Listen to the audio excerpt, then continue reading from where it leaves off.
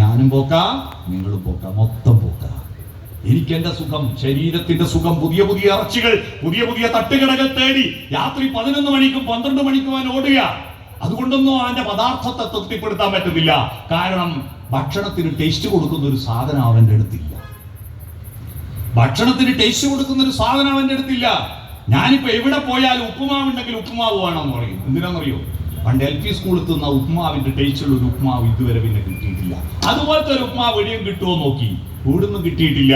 കാരണം ആ LP സ്കൂളിൽ പോകുന്ന കാലത്ത് ഉപ്പുമാവ് തിന്നാൻ അതിന് ടേസ്റ്റ് ഉണ്ടാക്കും. കാരണം വിശപ്പാണ് ഏറ്റവും നല്ല ഭക്ഷണത്തിന് ടേസ്റ്റ് ഉണ്ടാക്കുന്നത്. വിശപ്പായിരുന്നു അന്നത്തെ ഉപ്പുമാവിനെ ടേസ്റ്റ് ഉണ്ടാക്കിയത്. ഇന്ന് വിശപ്പില്ല, നാവിന്റെ രുചിയാണ് പ്രധാനം. അങ്ങനെ തേടി തേടി പോയി പദാർത്ഥം, ശരീരമാകുന്ന പദാർത്ഥത്തെ തൃപ്തിപ്പെടുത്താൻ. പദാർത്ഥം കവിത കൊണ്ട് കഴിയില്ല, കഥ കൊണ്ട് കഴിയില്ല. ആ പദാർത്ഥത്തിന് 3 അവസ്ഥയുണ്ട്. അവസ്ഥ കൊണ്ടേ കഴിയൂ. പദാർത്ഥത്തിന്റെ 3 അവസ്ഥ: ഖരം, ദ്രാവകം, വാതകം. ഖരം MDMA, ദ്രാവകം കുപ്പി, വാതകം കഞ്ചാവിന്റെ പുക. നമ്മുടെ കുട്ടികൾ ഇതിന്റെ പറയാൻ പോകുന്നത് നിങ്ങൾ അവരുടെ പദാർത്ഥത്തെ, ശരീരത്തെ മാത്രം പോറ്റി വളർത്തിയിട്ട മനസ്സിനെ, ഹൃദയത്തെ, ആർദ്രതയെ പോറ്റി വളർത്താനുള്ള ഇടമല്ല. നോഡിങ്, തലകുലുക്കി കുട്ടികളോട് സമ്മതിക്കുകയും അവൻ പറയുന്നത് കേൾക്കുകയും. വീട്ടിൽ ഡെമോക്രസി ഉണ്ടോ? സഭ കൂടാറുണ്ടോ? നിയമസഭ, രാജ്യസഭ, ലോകസഭ കൂടുന്നു. വീട്ടുസഭയില്ല, ഒത്തുചേരില്ല.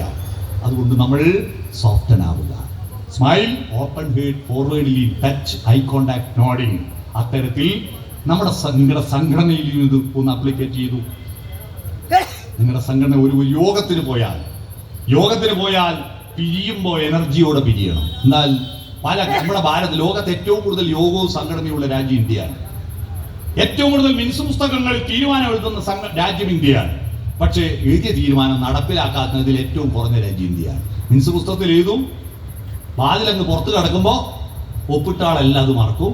പിന്നെ പാവം മിൻസ് പുസ്തകം പോയിട്ട് നടപ്പിലാക്കണം. പറ്റുമോ? ഈ ഒപ്പിട്ടവരെല്ലാം അത് നടപ്പിലാക്കാൻ ബാധ്യസ്ഥരല്ലേ? ഇല്ല, ആരും ഒന്നും ഓർക്കുന്നില്ല. തീരുമാനം എടുക്കും, പിന്നെ പിരിയും. അവസാനം പിരിയുമ്പോഴായിരിക്കും ആ മറ്റജണ്ടകൾ.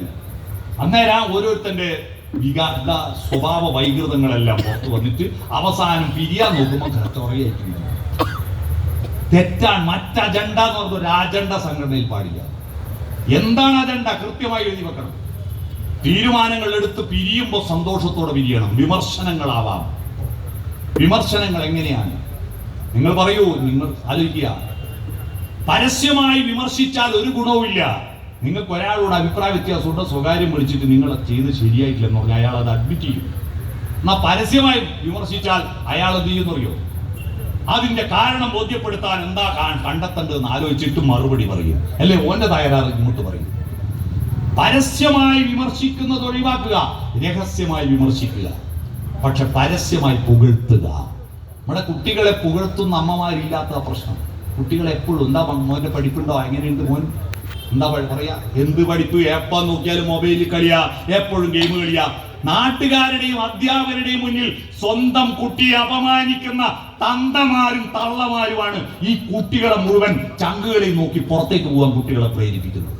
കുട്ടികളെ കുറ്റപ്പെടുത്തി നാട്ടുകാരുടെ മുന്നിൽ അവഹേളിക്കാൻ നിങ്ങൾക്ക് എന്ത് അധികാരം? ചോറ് കൊടുക്കുന്ന അധികാരവും? നമ്മുടെ കുട്ടികളെ പ്രശംസിക്കുക, കുറ്റങ്ങൾ മുഖത്ത് നോക്കി പറയുക, മറ്റുള്ളവരോട് പറയരുത്. അത്തരത്തിൽ യോഗങ്ങൾ പിരിയുമ്പോൾ സമാധാനത്തോടെ, സ്നേഹത്തോടെ പിരിയുക. എന്നാൽ അടുത്ത യോഗത്തിൽ വീണ്ടും വരാൻ പ്രേരണയുണ്ടാകും. അതുകൊണ്ട് നിങ്ങളുടെ സംഘടന പോസിറ്റീവായ തിങ്കിങ്ങിലൂടെ മുന്നോട്ട് പോകുക. പ്രയാസങ്ങളിൽ ഒരുമിച്ച് നിൽക്കുക. ഞാൻ ഒറ്റക്കല്ലെന്നൊരു ബോധമാണ് ഒരു സംഘടന. നമുക്കൊരു സംഘടന ഉണ്ടാകുന്ന മെമ്പർഷിപ്പും അതിലിരുന്ന സ്കോളർഷിപ്പും